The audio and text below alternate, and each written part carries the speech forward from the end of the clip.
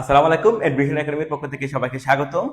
University ভর্তি পরীক্ষার সময় সাধারণত আমরা দেখি সব সময় শব্দ থেকে প্রশ্ন আসে, এটা কি তৎসম শব্দ, এটা অতৎসম শব্দ, এটা তদ্ভব, দেশি বিদেশি এরকম শব্দ নিয়ে জিজ্ঞেস করে, অনেক সময় জিজ্ঞেস করে। কিন্তু আমাদের স্টুডেন্টদের এই শব্দগুলো মনে রাখা কঠিন হয়ে যায়। তৎসম শব্দ আলাদাভাবে মনে রাখা, তদ্ভব শব্দ আলাদা করে মনে রাখা, তারপর এই অর্ধ তৎসম শব্দ আলাদা করে মনে রাখা, দেশি শব্দ আলাদা করে মনে রাখা, এগুলো অনেক কষ্টকর হয়ে যায় আমাদের স্টুডেন্টের জন্য। সেজন্য আমরা যদি খুব সুন্দর টেকনিক অ্যাপ্লাই করি, এক্ষেত্রে আমরা খুব ভালো করে মনে রাখতে পারবো। দেখো, প্রথমে তৎসম শব্দগুলো যদি আমরা কি করে দেখি, তাহলে তৎসম শব্দ মূলত সংস্কৃত শব্দ।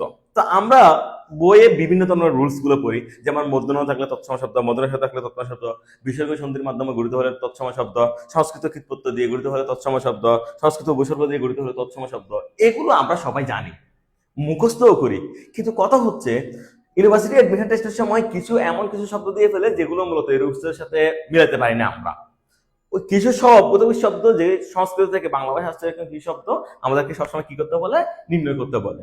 আমরা যদি এই অংশটা যদি মুখস্থ করি, অর্থাৎ এই গল্পটা যদি আমরা একটু যদি মুখস্থ করি, তাহলে ইউনিভার্সিটি অ্যাডমিশন টেস্টের সময় যতগুলো তৎসম শব্দ আসবে এমসিকিউ ক্ষেত্রে, আমরা সবটাই খুব ইজি ভাবে উত্তর দিতে পারবো।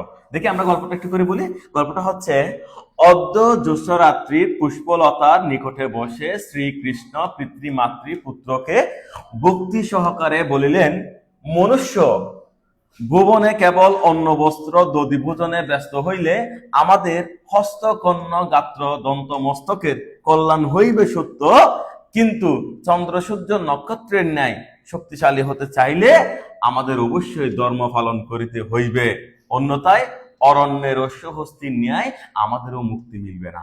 এই যে গল্পটা, এই গল্পটার মধ্যে যে শব্দগুলো নিচে আমি টান দিয়েছি, এগুলো হচ্ছে তৎসম শব্দ, যেগুলো বিভিন্ন পরীক্ষায়, ইউনিভার্সিটি অ্যাডমিশন টেস্টের পরীক্ষায়, অন্যান্য পরীক্ষায় সবসময় আসে।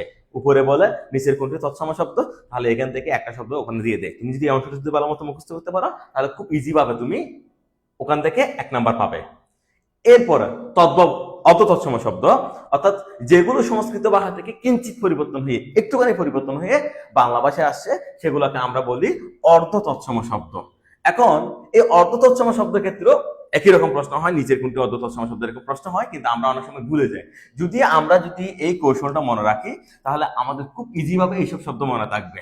যেমন আমি কি বলেছি, একবার শ্রী কেষ্ট গ্রামের এক গিন্নির নেমন্তন্ন পেয়েছিলেন, কিন্তু যাওয়ার পথে জ্যোৎস্না রাত্রির হঠাৎ বৃষ্টিতে তার গতর ভিজে যায়, তখন গিন্নি তাকে মন্তর করে সোনার কলা খেতে দিলেন।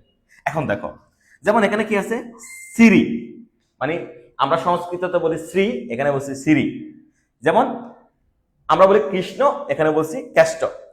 আমরা বলি গ্রাম, অত তৎসম্মত সেটা হচ্ছে গ্যারাম। আমরা বলি গৃহিণী, এখানে আছে গিন্নি। নিমন্ত্রণ, এখানে আছে নেমন্তন্ন।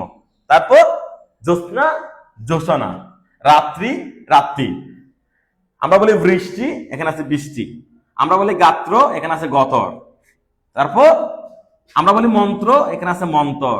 আমরা বলি স্বর্ণ, এখানে আছে সোনা। কল্ল, কলা। তাহলে যদি এই ঘটনাটা যদি তোমার মনে থাকে, যে শ্রীকৃষ্ণ গ্রামের এক গিন্নির নেমন্তন্ন পেয়ে সে ওখানে গিয়ে যাচ্ছিল, কিন্তু জ্যোৎস্না রাত্রে হঠাৎ বৃষ্টি তার গা ভিজে যায়, সেজন্য ওই যে গিন্নি ছিলেন সে তাকে সোনার কলা খেতে দিয়েছে মন্ত্র পড়ে। এই গল্পটা যদি তোমার যদি মনে থাকে, তাহলে তুমি অর্ধ তৎসম শব্দ যেভাবেই তোমাকে পরীক্ষা দিক না কেন, তুমি এই শব্দগুলো থেকে অবশ্যই কমন হবে, তোমার খুব ভালো করে মনে থাকবে এগুলো। এরপর তারপর আছে আমাদের তদ্ভব শব্দ। আমরা তদ্ভব শব্দ মানে জানি যে খাঁটি বাংলা শব্দ। আমরা কথা বলার সময় প্রায় 60% এই শব্দগুলো ব্যবহার করে থাকি, 60% আমরা ব্যবহার করি এই শব্দগুলো, ঠিক আছে। কিন্তু পরীক্ষায় ঘুরে ফিরে ঠিক একই শব্দগুলোই আসে। আমরা যদি শুধু এই অংশটা যদি মনে রাখতে পারি, তাহলে আমরা খুব ইজি ভাবে আমাদের তদ্ভব শব্দগুলো মনে রাখতে পারবো। কি কি আছে এখানে আমরা দেখো, প্রথমে গল্পটা পড়ি। একবার কামারের বউকে সাপে কামড়েছিল, তার মা সামারের হাতে পায়ে ধরে তার চিকিৎসা করায়, ফলে আবার তার চাঁদ মুখে হাসি ফুটে। এবার আমি দেখো তোমাকে বলছি, তদ্ভব শব্দ কোনগুলো। তদ্ভব শব্দ হচ্ছে সেগুলো প্রথমত সংস্কৃত শব্দ ছিল, সেখান থেকে প্রাকৃত হয়েছে, সেখান থেকে বাংলায় আসছে। এটা হচ্ছে তদ্ভব শব্দ, এটা হচ্ছে প্রাকৃত, আর এটা হচ্ছে সংস্কৃত। সংস্কৃত হচ্ছে হস্ত, আর প্রাকৃত হচ্ছে হত্ত, আর বাংলা হচ্ছে হাত। যেমন এখানে দেখো, কর্মকার, কম্মার, কামার। বধূ বহু বউ, সর্প সপ সাপ, মাতা ম মা, চর্মকার চম আর চামার, হস্ত হুত্ত হাত, পদ প পা, ঠিক আছে। তারপর চন্দ চান্দ চাঁদ।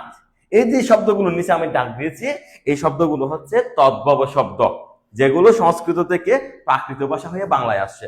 যদি এই শুধু এই একটা লাইন যদি মনে রাখতে পারো, তাহলে তুমি খুব ইজি ভাবে পরীক্ষায় যে তদ্ভব শব্দগুলো আসবে, ওই তদ্ভব শব্দগুলো তুমি খুব ইজি ভাবে আনসার করতে পারবা।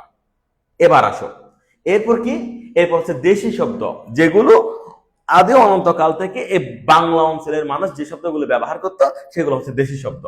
এই দেশি শব্দগুলো আমরা চাইলে খুব ইজি ভাবে মনে রাখতে পারি। আমার যে শব্দগুলো তুমি দেখবে যে এর বাইরে কিন্তু কখনোই তেমন একটা আসে নাই, তুমি নয়তো আজকে বইগুলো দেখিও, এর বাইরে কিন্তু তেমন একটা আসে নাই। যেমন আমি সেটাকে খুব একটি ইজি ভাবে সাজিয়েছি, কি বলেছি আমি, কোলাগঞ্জের মুন্ডারা ডেকির চোঙ্গায় কুড়িটি ডাগর ডাব ভেঙে ছোলাই দিল। খুব ইজি ভাবে বলছি আমি, দেখো, কোলাগঞ্জের মুন্ডারা ডেকির চোঙ্গায় কুড়িটি ডাগর ডাব ভেঙে ছোলাই দিল। তাহলে দেখো কি কি, কোলা, গঞ্জ, মুন্ডা, ডেকি, চুঙ্গা, কুড়ি, ডাগর, ডাব, সোলা, এগুলো হচ্ছে আমার দেশি শব্দ। ওকে, তাহলে আমরা যদি এই টেকনিক গুলো, আমি তোমাকে চারটা লাইন বলেছি শুধু, তৎসম শব্দের জন্য, অততৎসের জন্য, তদ্ভবের জন্য, দেশি শব্দের জন্য, চারটা লাইন বলেছি শুধু। এই চারটা লাইন যদি তোমার যদি মনে থাকে, তাহলে তুমি এই শব্দ ভান্ডার থেকে যেরকমই প্রশ্ন আসুক না কেন, এই ধরনের প্রশ্নগুলো তুমি খুব ইজি ভাবে সলভ করতে পারবে। ধন্যবাদ সবাইকে, আসসালামু আলাইকুম।